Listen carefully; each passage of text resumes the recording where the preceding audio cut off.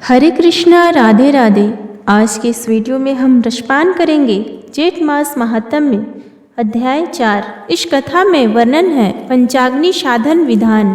Video शुरू करने से पहले आप सभी भक्तगणों से एक करुण निवेदन है, कृपया करके वीडियो को लाइक करें, शेयर करें और कमेंट बॉक्स में जय श्री हरि विष्णु लिखना ना भूलें। ऋषि लोग कहने लगे कि हे स्कंद जी, आपने अब भी पंचाग्नि साधन व्रत का वर्णन किया था। अब आप कृपा करके यह कहिए कि किसी कार्य की इच्छा रखने वाले अपनी मनोकामनाओं की सिद्धि के लिए इस व्रत को कब करें और इसकी विधि क्या है।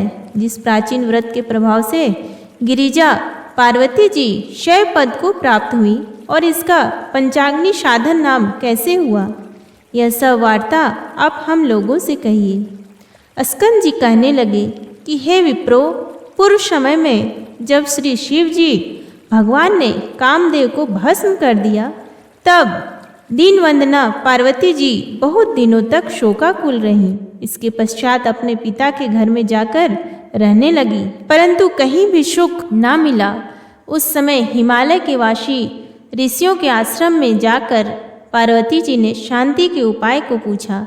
इस प्रकार पूछने पर सप्त ऋषियों में से भृगु ऋषि कहने लगे कि हे महाभागो, तुमने अत्युत्तम प्रश्न किया है। मैं तुम्हें विस्तार पूर्वक इसका उत्तर देता हूँ। ज्येष्ठ मास की तृतीया के दिन प्रातःकाल मनुष्य शुद्ध जल से स्नान करे और नित्य कर्म करके शुक्ल वस्त्र धारण कर और अपने घर को आए और पुण्य या वाचन के पश्चात ब्राह्मणों का पूजन कर समिधाओं से प्रदीप्त 4 अग्नियों को करके यथाशक्ति उनका पूजन करे और उन अग्नियों के मध्य भाग में बैठकर सूर्य नारायण की तरफ ही अपनी दृष्टि को, जब तक सूर्य नारायण अस्त न हो, उनकी तरफ ही अपनी दृष्टि को रखे और इंद्रियों को वश में रखकर स्थित रहे। इस प्रकार निराहार और जितेंद्रिय रहकर इस मास व्रत करे। ऋषि के वचनों को सुनकर पार्वती जी अति प्रसन्न हुई और शिव जी के प्रसन्नार्थ 12 वर्ष तक इस व्रत को प्रति मास करती रही। इस व्रत के प्रभाव से शिव जी महाराज मोह को प्राप्त हो गए और पार्वती जी कहाँ गई ऐसा विचार करने लगे।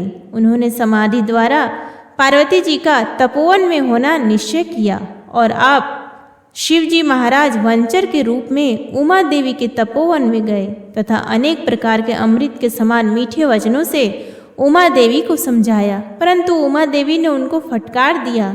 तब शिव जी अपने वंचर रूप को त्याग कर अपने को शिव रूप में प्रकट किया और पार्वती जी ने जब शंकर भगवान को देखा तो लज्जा के मारे अपना सिर नीचा कर लिया।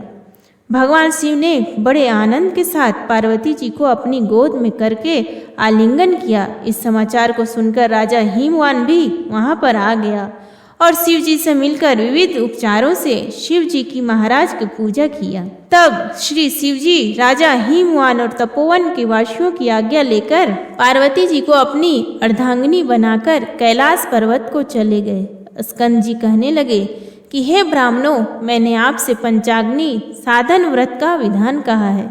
अब आप ज्येष्ठ मास का और क्या महात्म्य सुनना चाहते हैं। यह व्रत सब कामनाओं को पूर्ण करने वाला अनेक मनुष्यों द्वारा पहले किया गया है तथा यह व्रत धर्म, अर्थ, काम और मोक्ष के लिए श्रेष्ठ साधन है। जो मनुष्य इस व्रत को भगवान जगदीश की तुष्टि और पुष्टि के लिए करते हैं, वे इस लोक में समस्त कामनाओं को पाकर अंत में ब्रह्म के लोक को प्राप्त होते हैं। इति श्री ज्येष्ठ मास महात्म्य पंचाग्नि साधन व्रत विधान 4था अध्याय समाप्त हुआ।